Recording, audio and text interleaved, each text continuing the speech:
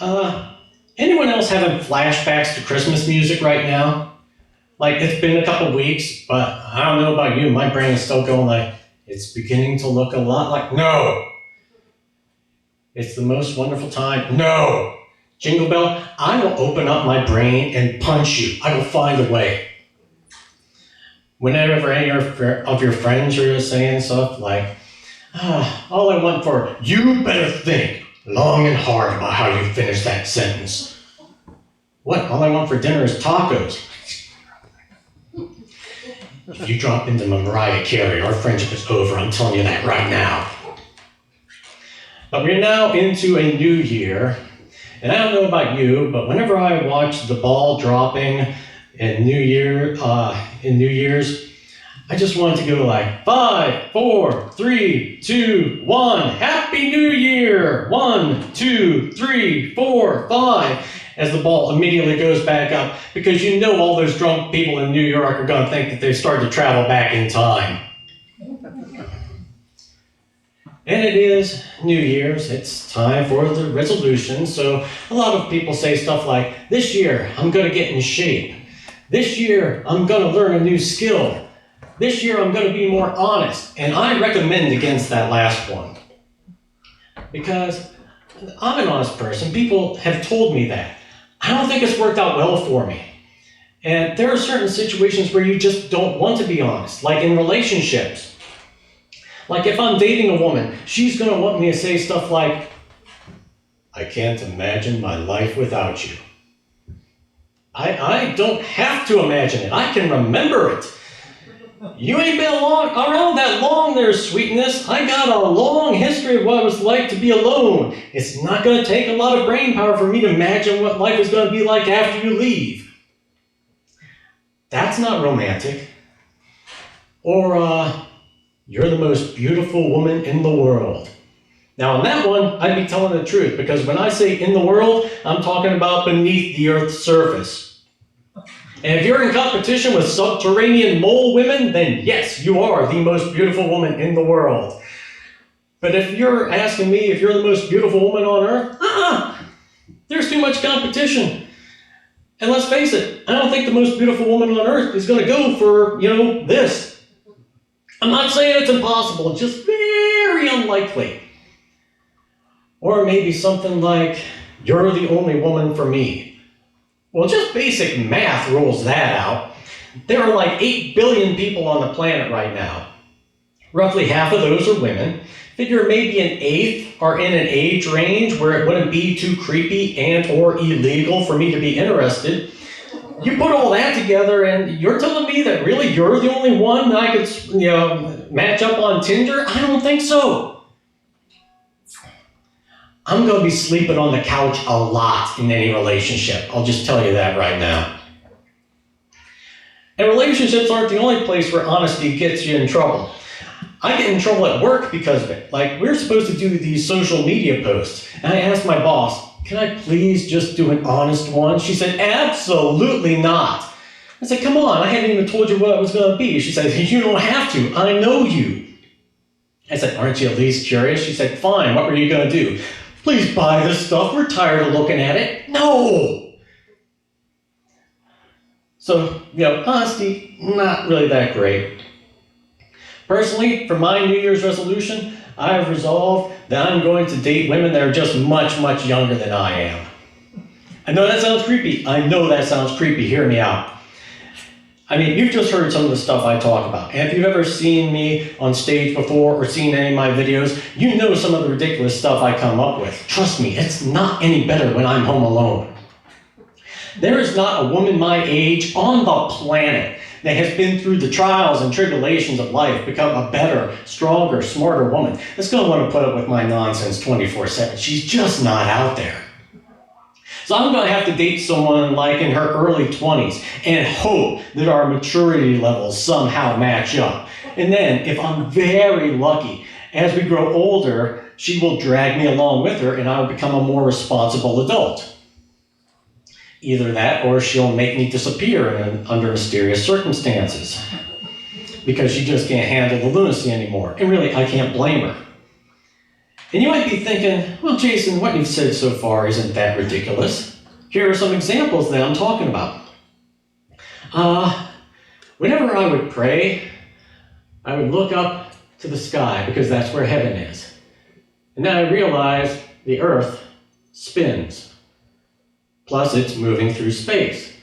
So I started to pray like this, hoping that at least part of the prayer ends up in the direction it's supposed to go. Fortunately, I did realize that God is everywhere, so I was able to stop doing that before I gave myself whiplash or injured my neck. Robin Hood stole from the rich and gave to the poor. Fine, dandy. Then what happened? Do you think that the rich just said, you got us, and let it go? No.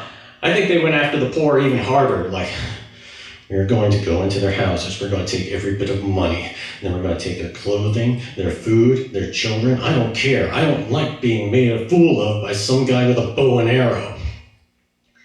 I'm sure if they continued the story, the next chapter would probably be the poor people just beating the snot out of Robin Hood for bringing the rich down on their backs. I went to a doctor's appointment, and the doctor asked me, have you ever thought about harming yourself? I said, nah, it just happens naturally, no planning involved. Then he sighed and said, no. Have you ever considered suicide? And I said, a couple times, but I could never figure out where to hide the body. See, that's the problem with doctors' offices. They ask the same question over and over. And if you ask me the same question over and over, I'm going to think up different answers just to amuse myself. They asked me, have you fallen recently? I said, does it count if I was pushed? Do you feel safe in your home? No, my toaster's out to get me. It's a miracle I have any doctors that will still see me. When I was a kid, I enjoyed basketball and bowling, but I kept mixing up the balls. Wasn't so bad in a bowling alley, but man, whenever I was on the basketball court and Tommy asked me to pass him the rock, like, rest in peace, man, you should have had better hands.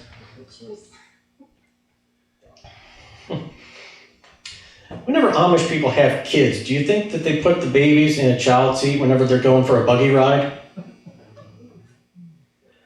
I've been seeing a lot of people that have these service animals lately, and they're usually dogs, and they have signs, service animal, do not pet.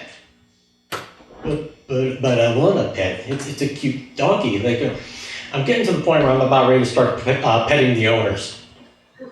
Who's a good human? Yo, who's a good human? I'm going to end up in jail for the dumbest reasons. I've decided if I ever get a tattoo on my chest, I'm going to have it done backwards, so that way if I look at myself in the mirror, I can still read it. I mean, I don't have any tattoos because, let's face it, I'm a shorter person. I don't have that much, surface area. And I would go into a tattoo artist and say, all right, here's what I want. I want the Incredible Hulk ripping the top of an M1 Abrams main battle tank and then using the turret to smash the Abomination in the face. I can give you a stick figure waving, man. That's about all I got space for.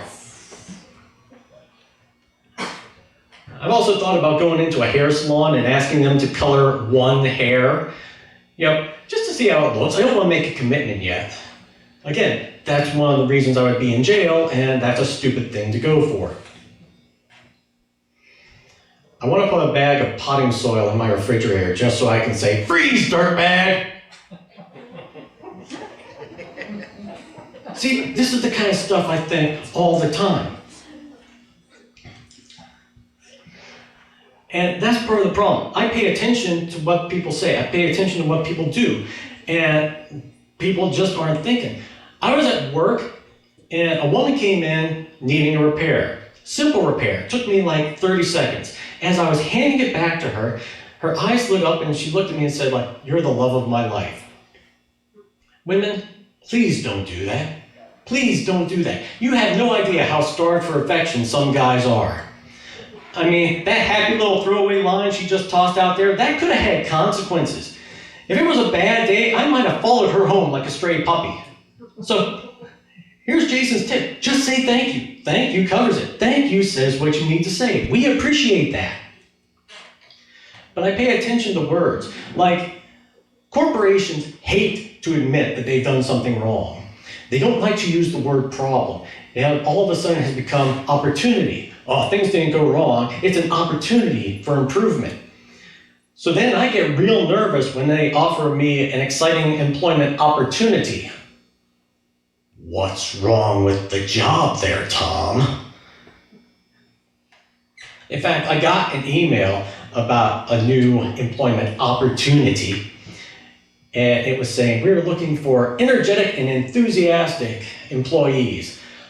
You want energy and enthusiasm, hire a golden retriever. You want the job done, just offer me the job. See, I get in trouble at work for the way I think. I work with women, and they were discussing motherhood. And I asked them, okay, question. Whenever the umbilical cord was cut, how did they do it? And they looked at me like I was insane, which is, justified. And they said, they just used surgical scissors. I'm thinking like, oh man, the hospital's missing out. I think they ought to use some of those big ceremonial scissors like they use to cut ribbons when they're opening buildings or bridges.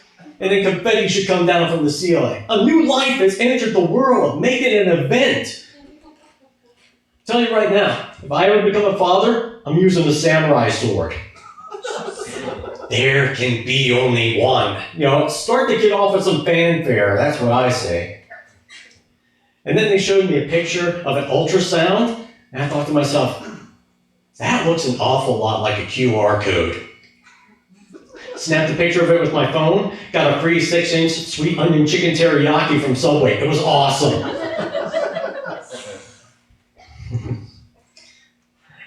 One last thing I was thinking about, now it's a new year. The album 1999 by Prince was released in 1982. That means that the song 1999 was singing about a time that was 17 years in the future and is now 25 years in the past. And I was 9 years old when it came out. Oh, I'm feeling old. Gotta go give me some applesauce and maybe some ibuprofen from the back. So, as you are starting this new year, if you have made any resolutions to make yourself a better person, just remember that you're not going to be successful right at the start. And if you are, shut up about it. Some people like me have complexes about stuff like that. I hope the new year treats you well. Thank you for your time and attention. Have a lovely evening. See you later.